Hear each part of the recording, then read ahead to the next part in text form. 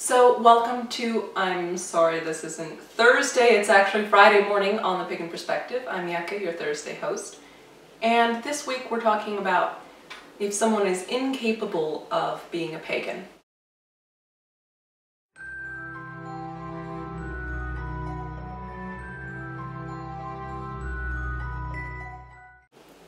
So I actually had filmed this yesterday, and after a series of incredibly frustrating events, the first half was deleted.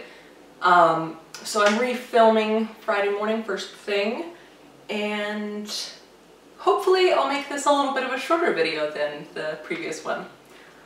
So the topic is below. It's rather long. I'm not going to read the full thing. You can go ahead and read that. But the main part of the question is it possible for a person to be incapable of or otherwise lack the necessary elements to be a pagan and or heathen?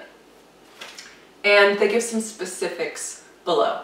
So I was really excited. I think that this topic has a lot of really interesting components to it. And when I looked at it, I saw that there were kind of two really broad themes, which are actually often the subtext of a lot of questions that we talk about here on the Pagan Perspective. And those two big ones were, what is pagan? What is it to be a pagan or paganism? And the other is, what is magic? And by extension, can everyone do it? So starting with the first, and I'm going to address these two themes as a way of answering this question. So in terms of what is pagan, sorry, I'm looking down at my, my note here.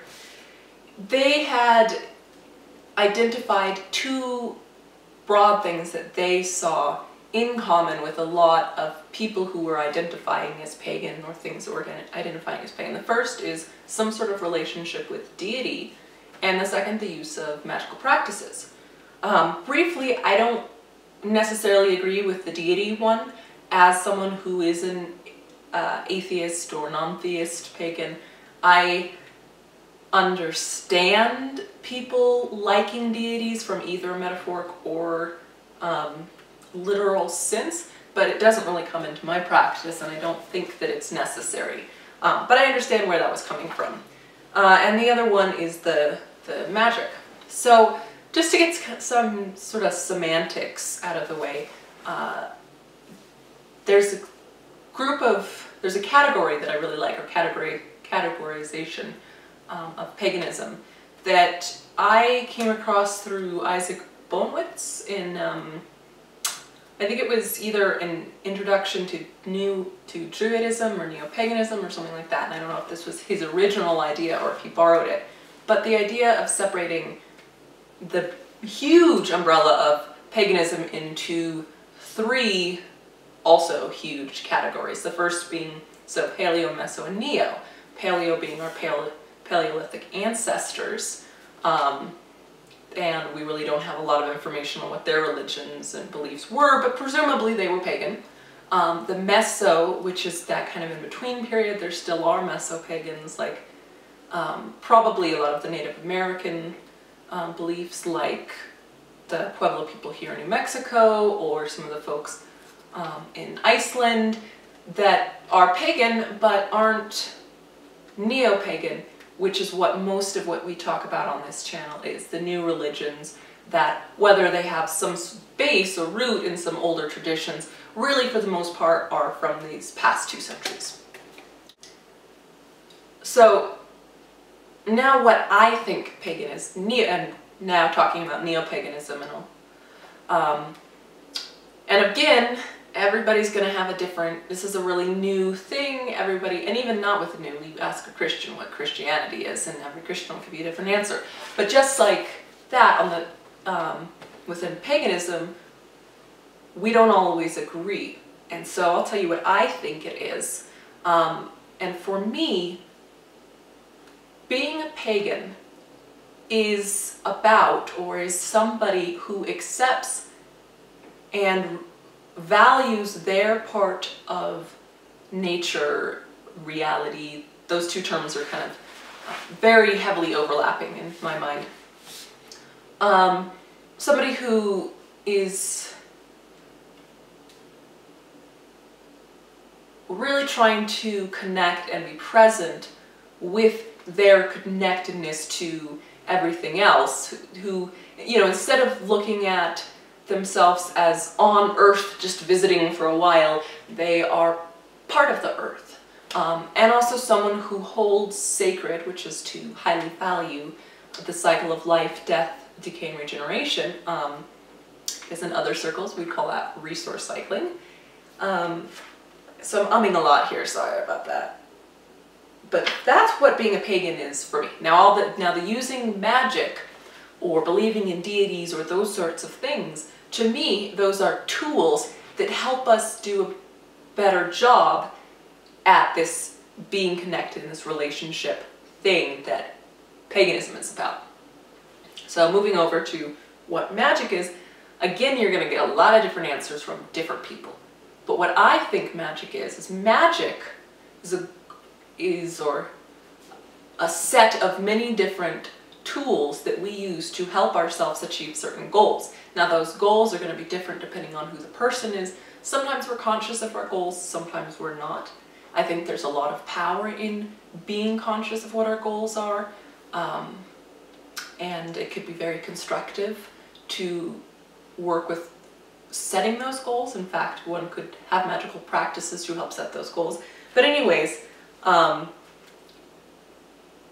the seeker, I think, identified, you know, being a medium, trance work, sensing energy, seeing auras, that sort of thing, and was wondering if somebody couldn't do that, can they still be a pagan? Well, those things, first off, I don't necessarily think that those particular practices are going to work for everybody. And what that particular practice means to each person is going to be really different. What trance work is to me is probably going to be quite different than what trance work is to somebody else. But I guess stepping back before I kind of get ahead of myself, so they're all tools that we use to communicate with a part of ourselves that is more difficult to communicate to than with just kind of this surface conversation like we're having here. That's very logical, in the front, present, aware part of ourselves is, to use a worn out metaphor, just the tip of a massive iceberg. And so that rest of everything else, the iceberg that's underneath the water, we need other ways to communicate with that. And that's what I think magic is. And once you speak to that part of yourself, which is huge, it has a lot of influence over how you feel about the world, how you relate to the world, how do people relate back to you, and all of that. Sorry, I'm jumping around here. Just trying not to jump around in this video. It's better than last night's, though. So if you are not a strong visualizer, then visualization might not be the most appropriate tool for you to use. Totally fine. I do think that there is some worth in practice, which you actually really hit the nail on the head with that one, saying that, you know, practice, practice, practice. So some things come very easily to us, and some things we have to really work at, and there's some interesting balance between giving something its fair try, right? Really working at, for instance, a lot of people here watching this probably have learned some form of meditation and can think back to how hard the first time they tried to still their mind was. And it takes time to get there. So there's a balance between that, but also being open and recognizing what is going to be most appropriate for you. And so that's something that each person has to explore on their own. So trying to bring this all back together, in conclusion, based on how I see paganism and based on how I see magic, I don't think just because one isn't good at or doesn't like, isn't able to use certain magical tools, does not mean that they can't be a pagan. You might find somebody who has a very different view on what paganism is and a different view on what magic is, may in fact tell you a different answer. But from my perspective, don't worry about it. if you feel like if you believe you're a pagan and you don't see auras, oh well, right? So yeah, let us know below and see you guys next week.